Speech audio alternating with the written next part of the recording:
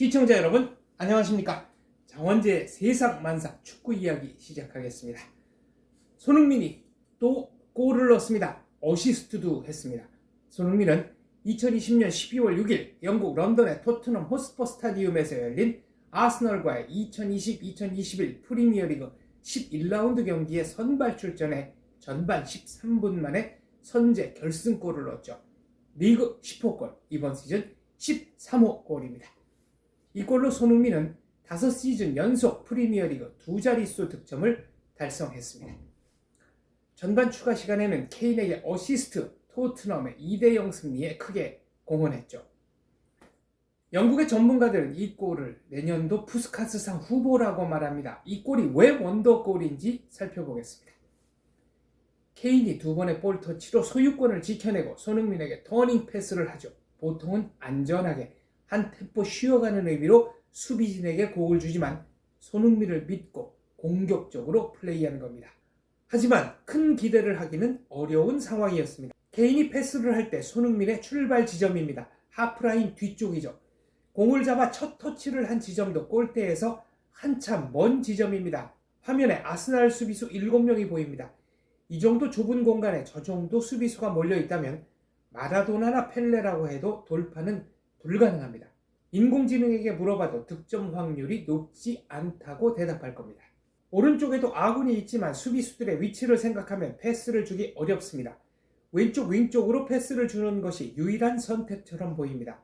그쪽으로 공이 가도 중앙에 병력이 부족하니 득점 확률은 여전히 낮습니다. 그런데 손흥민이 중앙 쪽으로 방향을 꺾습니다. 드리블하다가 슛을 때릴 때는 스피드를 살리는 편이 유리하죠. 그래야 강한 킥을 할 수 있으니까요. 하지만 손흥민은 풀 스피드로 달려온 것도 아니고 방향을 꺾을 때도 툭툭 치고 들어오는 느낌이었죠. 슛하기 전 움직임은 방향을 꺾는 터치 1번, 스텝은 작은 걸음으로 4번 밟았습니다. 수비수들도 설마 슛을 하리라고는 생각하지 못했을 겁니다. 그래서 아스날의 한 선수는 중심을 잃고 넘어지죠. 측면 수비를 하러 가다가 손흥민의 동작에 놀라 급회전하며 생긴 결과입니다.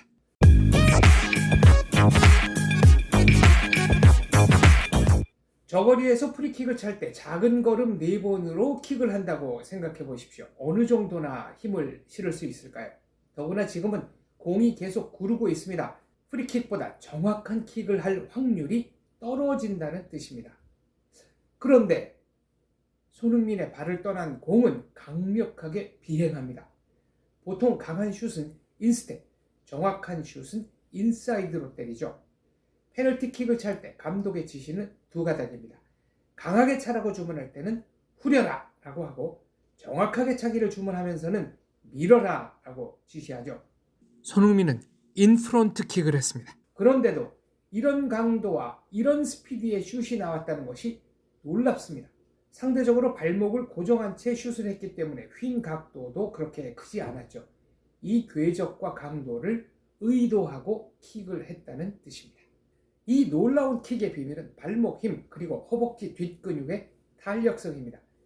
근육이 수축, 이완되는 힘이 엄청나게 좋은 거죠. 속어로 고기가 좋다는 말을 하는데 고강도 스프링을 생각하시면 되겠습니다. 손흥민 선수가 다른 선수보다 백스윙 폭이 좁고 도움 닫기가 짧아도 강력한 슛을 할 수 있는 이유입니다. 폭발적인 스피드의 왼발, 오른발, 거기다 롱슛까지 자유자재로 날릴 수 있으니 손흥민을 막는 수비수는 정말 골치 아플 겁니다. 근육을 부드럽고 말랑말랑한 상태, 그러니까 고기가 싱싱한 상태로 유지하려면 엄청나게 노력을 해야 합니다. 평소에 철저하게 자기 관리를 하지 않으면 저런 슛을 할 수 없습니다.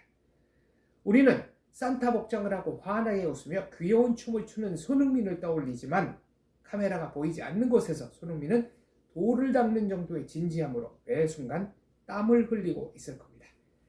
손흥민을 볼 수 있어서 정말 좋습니다. 아스날전 손흥민의 어시스트 분석은 다음 영상을 기대해 주십시오. 시청해 주셔서 감사합니다. 지금까지 장원재였습니다.